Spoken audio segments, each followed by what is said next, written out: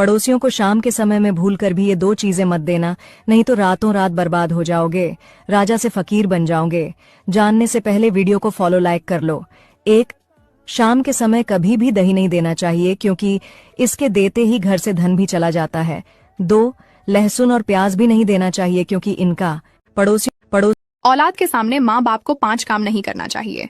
जानने से पहले लाइक सब्सक्राइब जरूर करें। नंबर 1, किसी के बुराई और चोरी नहीं करना चाहिए। नंबर 2, खुद माँ बाप को आपस में या किसी दूसरे के साथ बहस लड़ाई, झगड़ा और मारपीट नहीं करना चाहिए। नंबर 3, दूसरों के सामने बच्चों का मजाक उड़ाना या चिढ़ाना नहीं चाहिए। नंबर 4, अपने बच्चों का तुलना किसी दूसरे बच्चों के साथ नहीं करना चाहिए।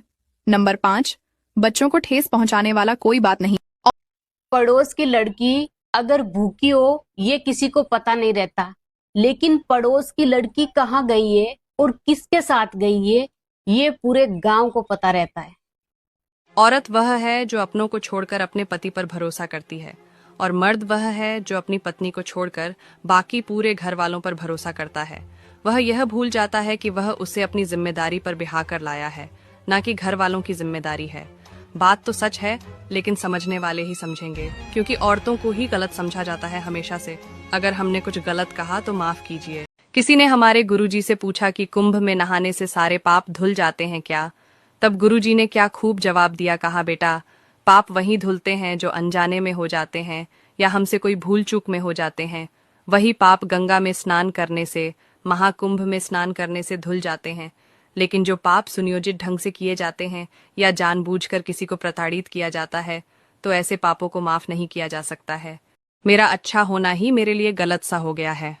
हर कोई मेरे अच्छेपन का फायदा उठाता है, इसलिए मैं तो यही कहना चाहती हूँ, अगर जीवन में सफल होना है तो थोड़ा सेल्फिश बनना जरूरी है।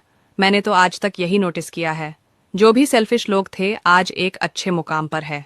भले ही उन्होंने लोगों की हेल्प ना की हो, लेकिन वह आज अपनी फैमिली के लिए बेहतर भविष्य का निर्माण कर चुके हैं। अगर हम हमेशा दूसरों के बारे में सोचते रहेंगे तो हम कभी भी अपने बारे में नहीं सोच पाएंगे, और एक समय ऐसा आएगा जब आपको एहसास होगा कि आपने कितना कीमती वक्त दूसरों के लिए बर्बाद कर दिया, जो आपको आज पूछते तक नहीं है। इसीलिए मैं कहना चाहती हूँ, अपने बारे में भी सोचना। वक्त बीतने के बाद अफसोस के अलावा कुछ नहीं रहता है। मेरा अच्छा यदि आप 5 सालों से एक ही फोन नंबर रखे हुए हैं तो आपके बारे में 6 बातें बताती हूँ। नंबर 1, आप पर कोई केस नहीं है। नंबर 2, आप पर कोई कर्ज नहीं है। नंबर 3, आप अपने पार्टनर के प्रति बेहद ईमानदार हो। और नंबर 4, आप एक जिम्मेदार इंसान हो। नंबर 5, आपका लेन देन सही है। और नंबर 6, आप लफड़ेबाज नहीं हो। आपका नंबर कितने साल? अगर आपके साथ कोई बुरा करके खुश हो रहा है ना, तो बस कुछ दिन सब्र कर लेना, क्योंकि जब ऊपर वाला हिसाब करना शुरू करता है ना, तब संभलना तो दूर, रोने लायक तक नहीं छोड़ता। सहमत हो तो लाइक करो। अगर आपके साथ कोई बुरा करके खुश हो रहा है ना, तो बस कुछ दिन सब्र कर लेना, क्योंकि जब ऊपर वाला हिसाब करना शुरू करता है ना, तब संभलना तो दूर, रोने लायक तक नहीं छोड़ता। सहमत हो तो लाइक करो। ये बात कुछ लोगों को बुरी लग सकती है, कड़वी है, मगर सच है। आज के जमाने में हर कोई पैसे को ही पसंद करता है। प्यार को बहुत ही लोग कम पसंद करते हैं।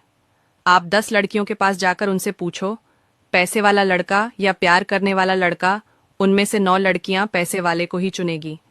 वही आप आदमियों के पास जाकर पूछो, पैसा या प्यार, आदमी कहेगा पैसा मैं खुद कमा लूंगा, बस प्यार चाहिए।